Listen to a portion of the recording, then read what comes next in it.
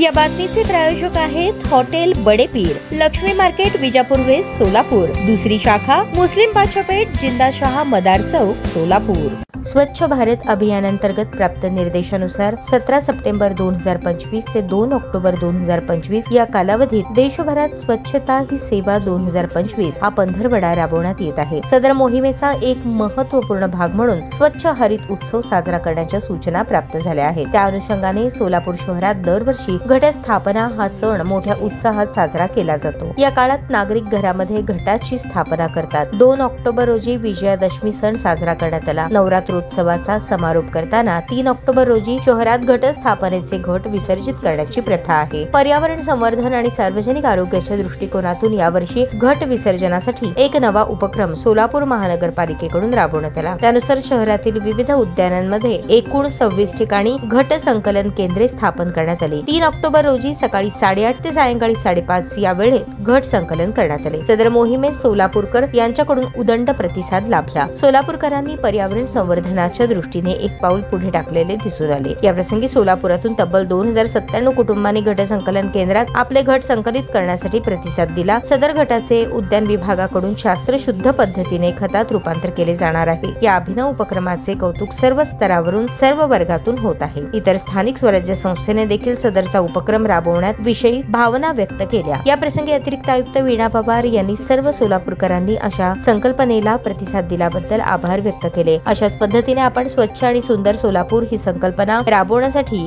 कटिबद्ध आहोत असे या प्रसंगी सांगितले।